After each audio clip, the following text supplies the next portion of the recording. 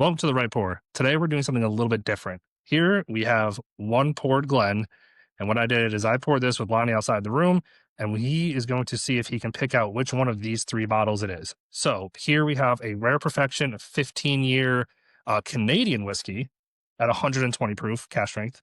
We have an Old Elk Single Barrel at a 110 proof, and then we have the 117 proof King's Family Distillery Weeded Bourbon. What proof is that one? 117. Yep. I should take notes. Right. I remember what they are. So if you have questions, I can tell you. So he's going to go through, give a review, going totally blind. Let me know what you think of it, what flavors you get, stuff like that. And then I want to see if you can pick out which one I poured out of the three. Okay. Yeah, I'm going to do it like we normally do. I'm going to go for the characteristics that I like, and then when I don't, and then I'll try to work it in that way. Fair enough. Ooh. Oh, wow. It's kind of very strong, but most caramelly. It definitely smells high proof. So I'll give it that. Okay. So I'll just going off the nose. I'm going to rule out the Old Elk, but okay. Yeah, because that is the lowest proof. That's a 110 out of this selection here. You said this one's a cask strength. Correct. That's always this one. Ooh, they're two cask strengths. Yep. Man, it's so good. That's vanilla caramel ice cream. It is so good, right? Damn. Yeah, that vanilla to me is super forefront. It is very. Now, for me, I'm getting a little spice on the end. Just a hint of spice in the end. But yeah, vanilla caramel right off the bat. But it doesn't drink, to me, it does not drink like a high proof. No, yeah, so it doesn't. And that's actually really good. That's when I get off that, but I'm gonna try it again. So, same thing. And the spice, ooh, yes.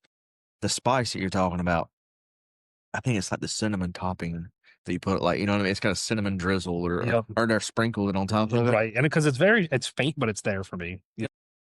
And it's on the back end for sure. Yeah, it's definitely on the back end. It's kind of like cherry on top in a way that kind of completes it. Yep. So this is Sunday in a glass. So for me, the nose is kind of singular. It's the nose isn't as good as the palate. Which I like that. Yeah. Because I like that a lot better. I just like a better palate and a better nose because, I mean, let's be honest, I'm not, it's not a cologne. Right. Like you're not sniffing it constantly. Like you get your first note and you're like, okay, like after you sniff it, when you initially try, you're like, oh man, that smells really good. And then it's just, you go in for the drink. So for me, this is one, and I chose this one because this is one I think is great to just sit there and sip on when you're hanging out with friends and whatnot and just doing your own thing. Well, I will say one thing that I do, that finish though is incredible because I kind of, it's not instantly on the backside of the palate. Mm-hmm. It kind of lingers for a second and then it comes through, and it's not like a true roller coaster ride, but it's like a hump, Yeah, it is kind of, you're right, but I'm not expecting it, but then I'm expecting it, and then it kind of catches me by surprise. Right. Right. And the 3 times that I've had it so far, every single time it hits me, it's a little bit different. So right. It's I will say it's very good. Yeah, this is a pour that I truly do like. It's just delicious. It's rich. And that's why I chose this one for you to try to figure out if you think you know what it is. I don't, but you gotta take a guess. You gotta take a guess. I understand that. I'm gonna rule out the Old Elk. All right, so we'll take the Old Elk. I'll rule out the Old Elk. We'll take the Old Elk off table. Which that's the one also too he's drank the most. So watch it ends up being, because I know you end up drinking a lot of them. But with that, as smooth as it is, with the higher proof and what I'm kind of used to with the Pendletons that I like. Yep. I'm kind of leaning towards that smooth, kind of still a little bit of oaky, but still, it's got a lot of caramel. It's got a lot of vanilla and a lot of caramel and vanilla flavors I get out of a whiskey more than I do a bourbon. Okay. So I'm thinking, and I'm with this one being a cask strength, and what was proof? This 117? 117 proof. This one's, yeah. So the King's is a 117 proof cask strength. This Rare Perfection is a 120. Yeah, cask strength as well. With it being a 120, it's a 15-year too. But like I said, it is a Canadian whiskey, and it's a more refined, and maybe you're getting more of those, like I said, more of those sweeter caramels and vanillas and stuff out of it. I'm just gonna go out on a limb and say that's what I think that one is. I could be wrong, but did I get it right? Yep, it's the Rare Perfection. Right? Yeah, it is the Rare Perfection. So I love this bottle. I think it's And here's the thing, I got this thing at a steal. They're supposed to be like 140 or 150 MSRP, and I was like, "Yep, gotta grab it." Like, Yeah, I've been eyeing it for a while, and they were just like, "Yeah, the distributor's trying to move them so we can get more product in," and I couldn't like sleep on that, so I got it. I remember whenever you did get that bottle because we had talked about it. I had seen it pass it up before, and Yep, it is honestly the first time I've ever had it. I didn't even know you had opened it. So, yep, which knowing you, you should I should have figured that. But yep. honestly, I forgot about it. It's been like a year and a I half. know, So but I in mean, fairness, no, it hasn't been that long. no, not no. I'm talking about probably well, maybe about since you got it. Well, okay, yes. I I may was have being had it for a year and a yeah. half. No, not maybe a year. I've had it for about a year. I opened it up about 4 or 5 months ago. But the thing is, you didn't notice it because it's hiding in the back of the shelf, and just because it's on the overflow shelf, not Yeah. because of any other reason. But I forgot how good it was, and I was sipping on it last night, and I was like, "Dang, this is." I forgot how good it was, and I was like, "Damn, we got to see if you can pick it out." Mm. But I'm kind of surprised by, because like you were saying with the whiskey being more vanilla and caramel forward, I was kind of surprised when I went back to it how much of that spice was kind of there. Mm-hmm. I did not expect that, from a Canadian whiskey, because I don't personally typically get cinnamon or spices from a Canadian whiskey. So I was very intrigued that this one, and it probably is because of the year, the 15 I year. think that's what it is because the high age statement. Yep. The high age statement, you're still going to have a little bit of bite on the proof on the backside. I mean, more than commonly, that's what you're going to get. Especially, like I said, you're the plus 10 mark here at 15 years with that because it's probably going to go in. It's definitely going in an oak barrel. Yep. I mean, Yep. so And that's where they're going to end up getting that kind of. I don't know if it tells. I'm not sure if it says it's in a new charred barrel. I mean, there's a ton of writing up here. I'm not even going to read. Um, Translate. It is. So the funny thing is, though, if you look here, it is made or bottled in Bardstown, Kentucky. Okay. Well, So maybe some of that sweetness is kind of in the air, just kind of drifted and into that's it. what I'm But thinking too. I think, and when I first picked up this bottle, and I was like, "Oh, Canadian whiskey, Bardstown, Kentucky." I was like, "Wait a second," and it is Rare Perfection Distillery in Bardstown.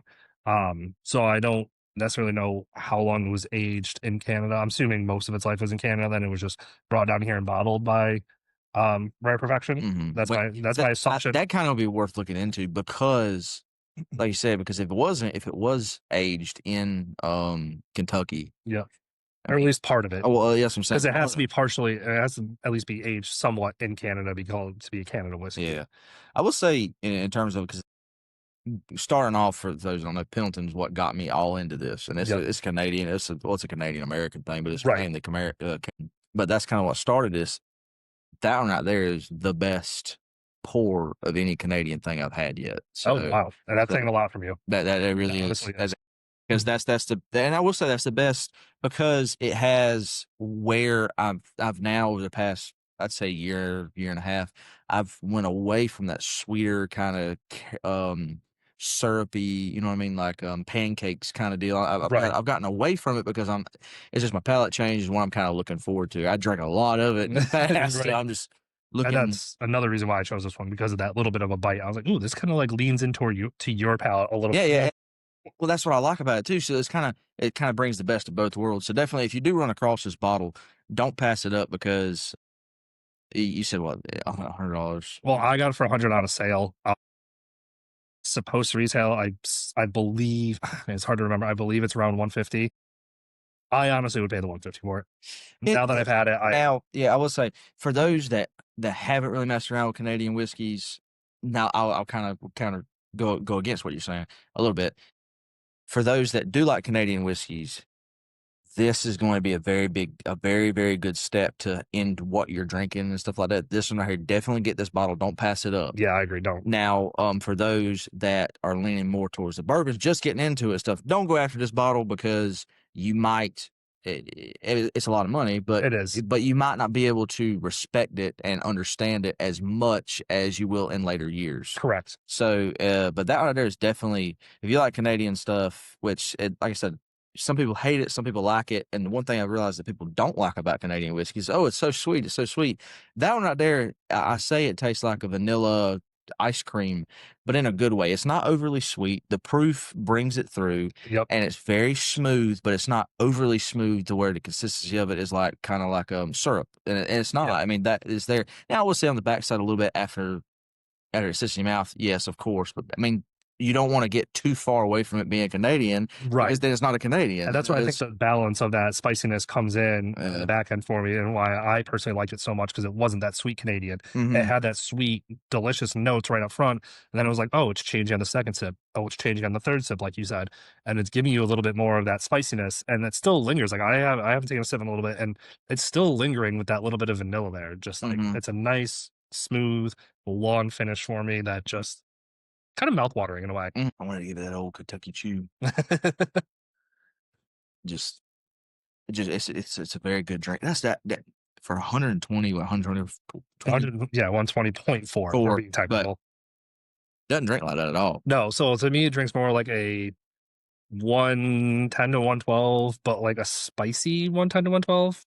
Because like the 120s is like the top of like my perfect range. Like I still like my hazmats and my 130s. Yeah, Don't get me wrong. but you can't sit there and drink it. We can't sit it out there because we tried that one night. It did Not a good idea. Not a good. But I think this 120 to me drinks a little bit less proof, because like sometimes that higher proof lends into heat. And I don't think I get the heat, I just get the spice. And I think that's why I kind of like it. It is a higher proof without like the burn. Well, this one also too, it isn't a like just now I did that. I've drank it beforehand and didn't do it. It doesn't take my breath away, and it doesn't take, like I said, I don't burn in my chest. I can sit here and still talk and sit, and it doesn't.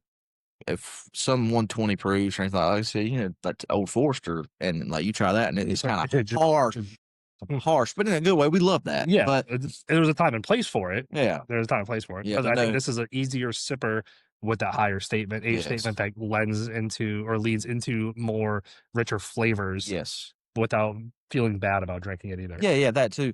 And like I said, you're gonna be able to try this, and then and don't take me wrong, somebody that's beginning into it, if you find the bottle and you want to get it. Of course, we don't ever pass up anything. If you want it, don't ever pass it up. If you can justify it, get it. Yeah, like if you sit here and take our notes and say, hey, like that's something that really leads into me, I'm willing to spend the money. By all means, like you do you. My opinion is I would spend the 150 on it now that I've had it, and I passed up on it for so many times because it was at 150 and I was so lenient or hesitant to want to spend that money on something I didn't know much about. Yes, and that's understandable, and that's how a lot of us are, because and now, like I said, I have a Canadian section on my shelf and of different Canadian whiskeys and stuff like that. So that one definitely, if the chance ever runs across it to get one, that one right there is definitely a no brainer to have, and that one right there would be the top dog of that particular shelf, because it's kind of the accoume de la of what, right? Yeah, and creme de la creme. Yeah, pretty much so. So yeah,